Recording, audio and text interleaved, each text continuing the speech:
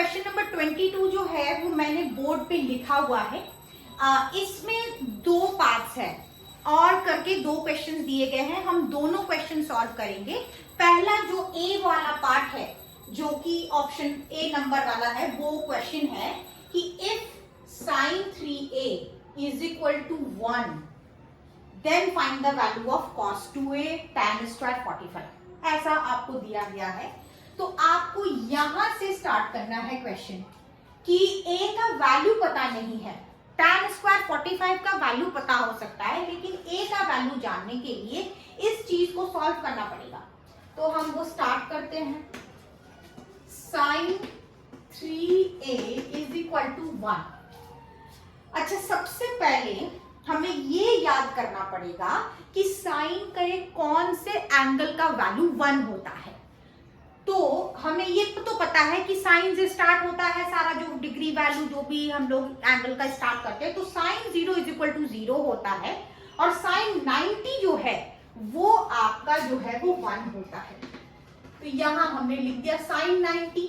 ठीक है, अब दोनों तरफ देखो, जब आपके दोनों तरफ साइन है और एंगल का वैल्यू देखो, ये आपका थीटा है, तो 3a इज इक्वल टू 90 होना चाहिए, क्योंकि दोनों तरफ एक ही ट्रिगोनोमेट्रिक फंक्शन है, इसीलिए हम लोग क्या लिख सकते हैं, 3a इज इक्वल टू 90 लिख सकते हैं। ठीक है, अब a का वैल्यू यहां से निकल जाएगा, यानी a इज इक्वल टू आ गया 30 डिग्री। अब हमें a के साथ साथ हमें निकालना क्या है, cos 2a, यानी 2a का वैल्यू निकालना पड़ेगा। तो हमारे लिए जो है वो 2a का वैल्यू हो जाएगा 2 into 30 degree, that is 60 degree. ठीक है, तो 2a का वैल्यू 60 डिग्री आ गया। अब करना क्या है, cos 2a minus tan square 45 degree. ये सारे वैल्यूज आपको याद होने चाहिए, उसके बाद ही आप ये क्वेश्चन पेपर जो है वो सॉल्व कर पाओगे।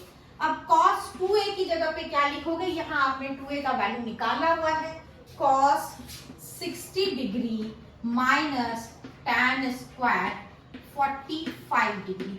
जरा मैं ब्रीफ में आप लोगों को थोड़ा सा याद करवा देना चाहती हूँ कि एक्चुअली में कैसे एंगल को याद करना होता है। यहाँ पे 0 डिग्री आ गया, 0 डिग्री, 30 डिग्री, 45 डिग्री, 60 डिग्री और 90 डिग्री। ठीक है, यहाँ पे आ गया साइन, यहाँ पे आ गया कॉस, यहाँ पे आ गया tan। आप ये तीन वैल्यू भी याद कर लीजिए, बहुत है। तो इसमें इसका वैल्यू होता है, साइन 0 डिग्री का वैल्यू होता है 0/4, यानी वो 0 ही आ गया। फिर धीरे धीरे करके ना आपको एक एक करके बढ़ाते जाना है, 0, उसके बाद 1, उसके बाद यहाँ पे आ जाएगा 2, फिर नीचे आ जाएगा 3 और सबसे नीचे आ जाएगा 4। तो ये आपका फिर स्क्वायर रूट आप कर दीजिए, 1 का स्क्वायर रूट होता है 1, 4 का स्क्वायर रूट 2, यानी हाफ। यहाँ पे कैंसिल हो जाएगा। तो चूंकि 2 का कोई एक्चुअल में स्क्वायर रूट नहीं होता, तो आपको इस 2 को क्या लिखना है, √2 लिख देना है। उसके बाद ये 3 का भी कोई स्क्वायर रूट नहीं होता, तो √3/2, क्योंकि 4 का स्क्वायर रूट होता है, 4 का स्क्वायर रूट होता है 2, √3 जो है वो हमने 3 का नहीं होता है, इसलिए डायरेक्ट हमने √3 लिख दिया। 4 आप कैंसिल करके यहाँ पे 1 लिख सकते हो। अब क्या होगा कि जब साइन का निकल गया ना, सपोज जिसको साइन का याद हो गया है वो सारे वैल्यूज को याद कर सकता है। क्यों याद कर सकता है, क्योंकि यही बेस है, इसी पे बेस करके आपको कॉस बनाना होता है। अब ये उल्टा लिख देना है, साइन 90 का वैल्यू 1 होता है तो cos 0 का वैल्यू 1 होता है, उल्टा लिखना है। साइन 60 का √3/2, तो इसका यहाँ 30 का होगा √3/2।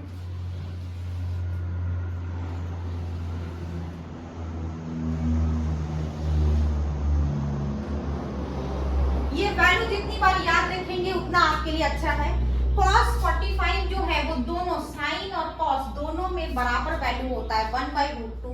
cos 60 हाफ होता है और cos 90 0 होता है। उसके बाद tan पे चले आते हैं। अभी यहाँ क्या होता है ना, डिवाइड करना होता है। tan का मतलब होता है sin बाई cos, यानी 0/1 क्या हो जाएगा, 0 यहाँ पर। और फिर यहाँ पे डिवाइड करेंगे तो 1/2, तो ऊपर नीचे √3, क्योंकि हमें डिवाइड में क्या होता है, हमको मल्टीप्लाई करना पड़ता है, तो ये रिवर्स हो गया, यानी tan 30 का वैल्यू 1/√3 हो जाएगा। अब देखो दोनों में सेम वैल्यू है, sin 45 cos 45 एक ही वैल्यू है, तो इसका यहाँ पे वैल्यू हो जाएगा 1।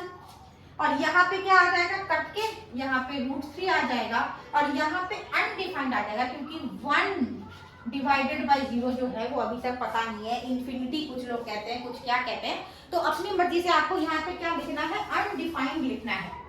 अब देखो यहाँ जो मैंने चार्ट बना लिया है, इसी को याद कर लेना है, और cos x sec तो ऐसे ही आपको याद हो जाएगा अगर आपने sin cos tan अगर याद कर लिया है तो cos 60 डिग्री यहाँ से देखिए कितना है, वैल्यू हाफ है, तो पुट कर दीजिए हाफ। फिर tan 45 देखिए कितना है, 1 है, तो वो भी आप पुट कर दीजिए 1 का स्क्वायर, यानी ये क्या हो गया, हाफ माइनस 1, यानी ये यहाँ पे अगर आपको एलसीएम लेने का मन है तो आप डायरेक्ट भी लिख सकते हो, और चाहो तो ऐसे एलसीएम ले करके -12 जो है इसका आंसर है, ये आप निकाल सकते हैं। हमेशा क्या करना है, कभी भी जब प्रैक्टिस कर रहे हैं आप, उस वक्त जब आपको याद नहीं हो रहा है, कोई बात नहीं है, आपको क्या करना है, बार बार इस टेबल को रेफर करना है, और इस टेबल को रेफर करने के साथ साथ ही आपको जो है सारे वैल्यूज जो हैं वो याद होते चले जाएंगे। ठीक है, अब इसका सेकेंड पार्ट जो है वो अब हम लोग करेंगे।